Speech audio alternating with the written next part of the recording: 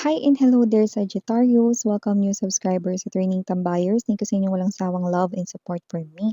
At kung hindi niyo pa knows, meron pa tayong other channel. Link is down below sa ating description box. At kung interesado kayo mga babes no, na pumunta dyan, i-click lamang yan. No? At syempre araw-araw, nag-upload tayo ng collective reading for all signs doon. At yun nga, wala tayong gender dito. So, bahay, lalaki, LGBT, lahat po ay welcome.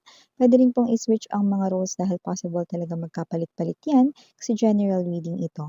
And at the end of the day, lahat po ay may free will na free niyong gamitin anytime, anywhere. Cross-watchers ni Saji, welcome ka rin. At kung may Sagittarius placement sa natal/birth chart, welcome din kayo. So Archangel Michael, Angel Guides, thank you so much for being present as always sa reading ni Sagittarius. Can we get messages right here for them, please? What does Sagittarius needs to know? Can you please show me mga mensahe for Sagittarius?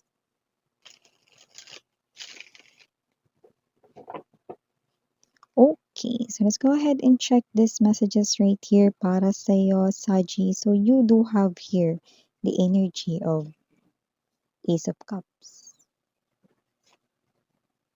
the Five of Cups, the Five of Coins, King of Wands, the Lover's energy, Nine of Coins, Strength, Five of Wands, and the Tower. Yan, namomroblema kayo rito sa pera, litaw na litaw. So, nakikita ko yan dito sa Sagittarius with the Five of Coins energy. Parang pinagkakasya ninyo rito ang inyong budget. Yan, no? Pilit rito na pinagkakasya. Marami bang gastusin itong mga nakaraan? Kasi nakita ko dito mga babes no, na parang medyo sad kayo, no? Yan, sad boy, sad girl.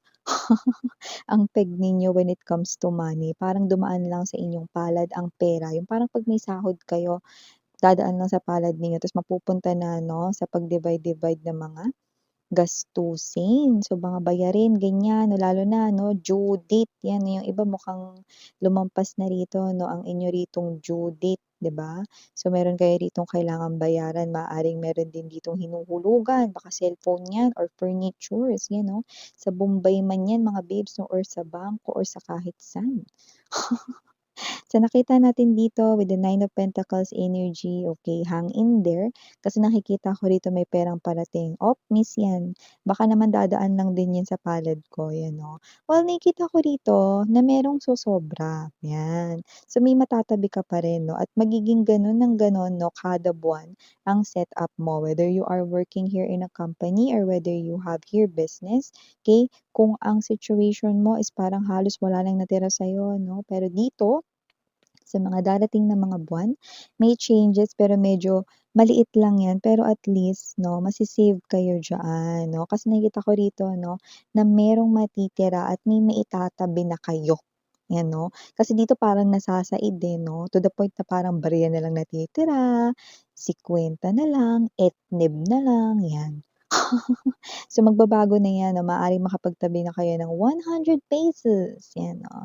Tapos sa mga susunod na maaaring makapagtabi kayo ng mas malaki-laki 'no, at hindi mo mapapansin na, nagbabago 'yan unti-unti 'no, pero makikita mo, "Ay, meron din pala ako naitatabi." So 'yan, okey, meron ng pagbabago diyan. Pero 'yun nga lang medyo mabagal 'no, pero meron ditong change sa iyong situation. Like sabihin natin na kunwari ano, may extra kang pera 'no, kunwari para bumili ng extra rice 'no, kaya mo na 'no, kasi meron kang ekstrang pera dito or meron ka pang puwedeng bilhin 'no, na bagay for yourself 'no, na puwedeng mabili mo gamit diyan sa mga extra na natatabi mo, 'yan 'no. So, may mga matatabi ka na this time, Sagittarius. So, maliban diyan nakita ko rito ng new love na hindi masyadong new.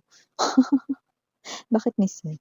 Kasi with the Ace of Cups energy, King of Wands.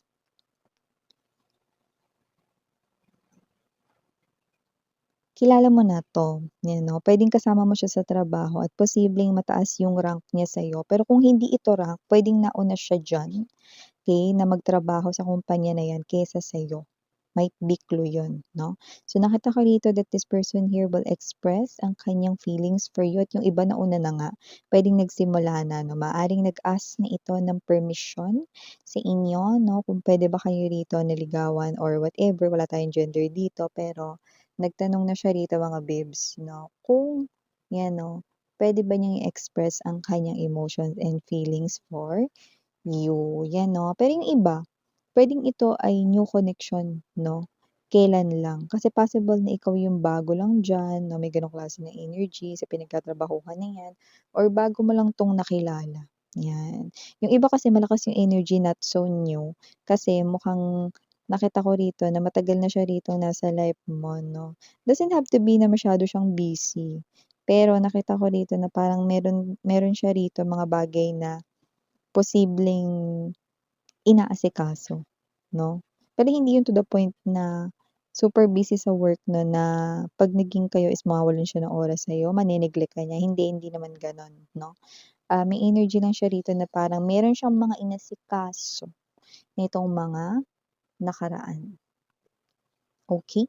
So, maliban diyan, eto ex mo na talaga 'to.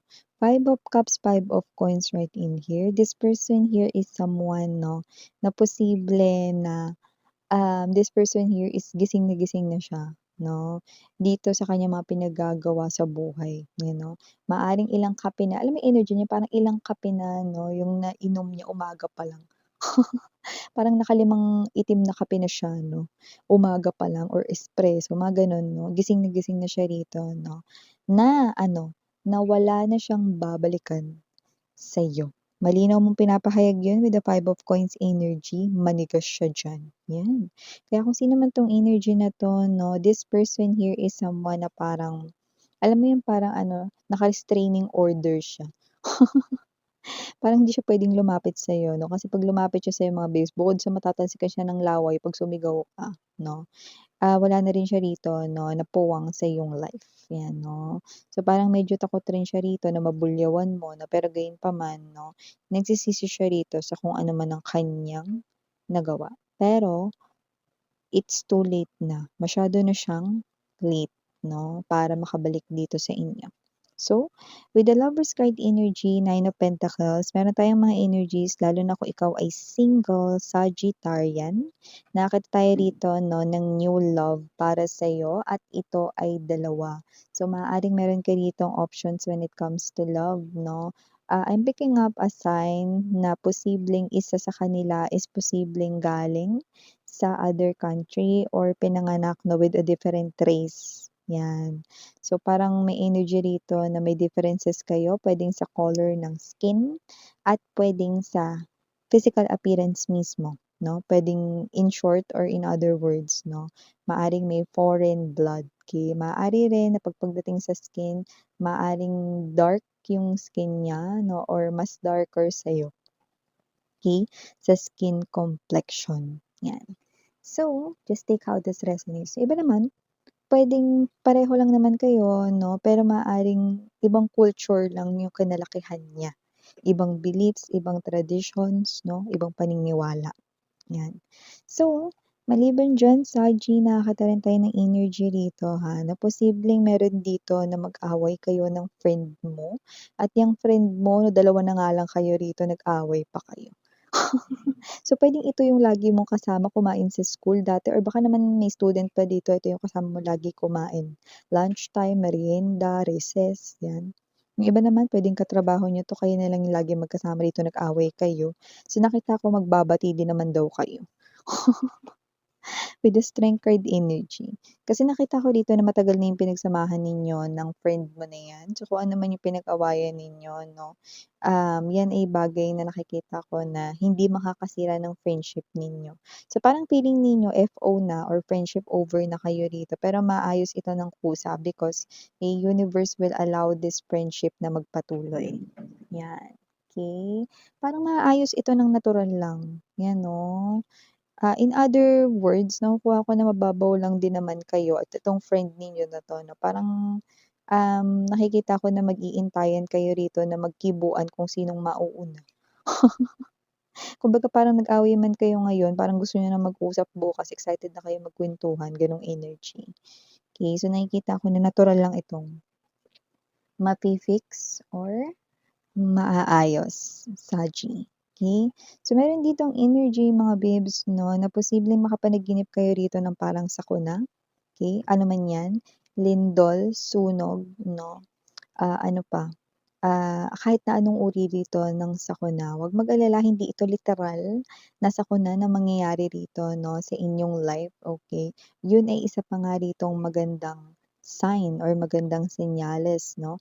Kasi nakikita ko rito, no, na yun ay ang parang clue or hint sa inyo ni universe na merong magandang mangyayari na ikagugulat mo. Out of the blue, biglang yun, no? Good news yung nakikita natin dyan sa nightmare na yan. So yeah, ito yung mga messages right here for you, Saji. Thank you so much. Again, I'm Yana on Me for the girls, Yana Duna for the boys. Sarang Heo, love and light, and